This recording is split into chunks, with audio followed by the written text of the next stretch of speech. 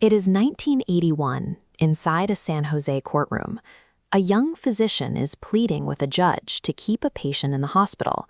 The man's mind has come apart, and the clinical team is convinced he cannot survive for a single night on his own.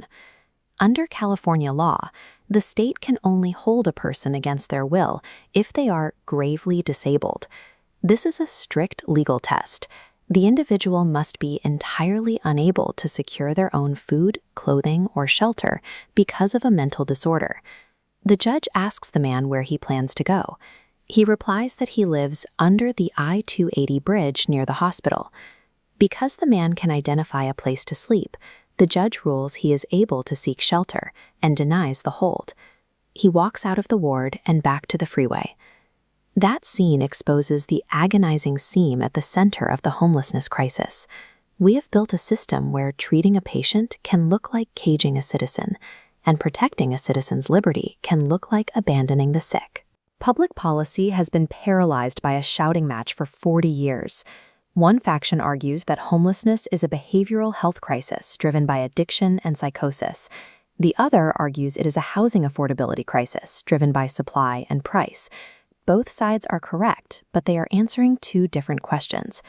To see the whole picture, we need a two-level diagnostic. Confusing who falls through the cracks with how many cracks exist in the floor is exactly why our solutions keep failing. Let's validate the first level. The visible, chronic homelessness the public sees on the sidewalk is heavily composed of people with untreated, serious mental illness and addiction. This population didn't appear by accident. For a century, America's answer to mental illness was confinement. In 1955, more than 500,000 people lived inside state psychiatric hospitals, many of which were notorious for overcrowding and neglect. New drugs and a growing revulsion at asylum abuses triggered a reform. In 1963, President Kennedy signed the Community Mental Health Act to replace asylums with local clinics. It was the last bill he ever signed. The asylums were emptied, but the community centers were never fully built.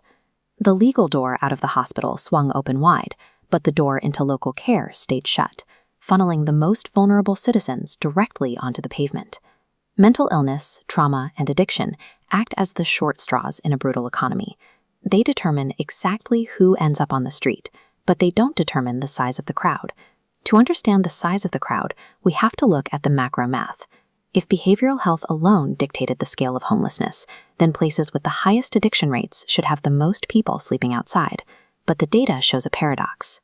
West Virginia has some of the highest rates of opioid addiction in the country, yet its per capita homelessness is low. Meanwhile, California has a massive homeless population, even though its rates of mental illness and addiction are broadly similar to the rest of the country.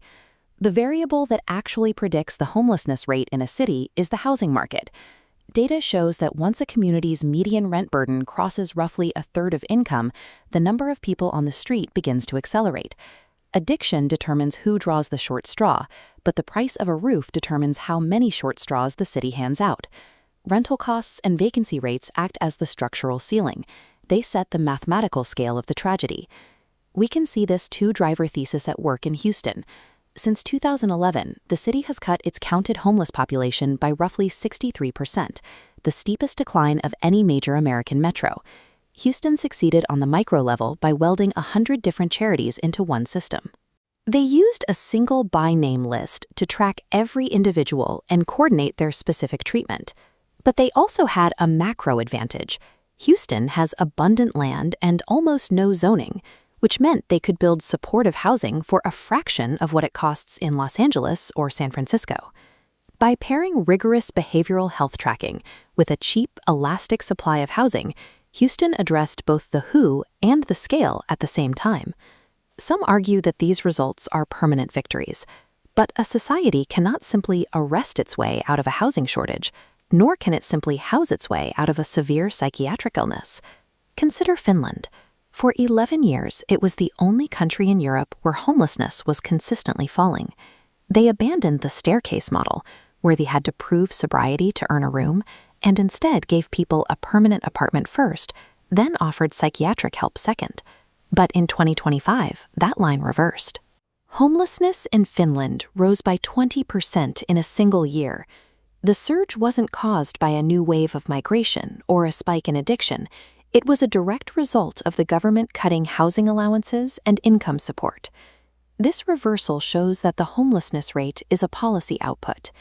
When Finland reduced the very benefits that kept households afloat, the number of people without housing increased almost immediately. The solution is real, but it is only as durable as the funding behind it. We have to stop confusing the two levels of this crisis. Housing dictates the size of the problem, but the human mind dictates its shape. Think back to that young man under the I-280 bridge in 1981. To offer him only an asylum bed is to strip his fundamental liberty, but to offer him only a cheap apartment is to abandon him to the symptoms of a disease. A durable solution requires treating both the macroeconomy and the micropathology. It takes a door that locks to keep a person safe, and a willing hand on the other side to help them heal.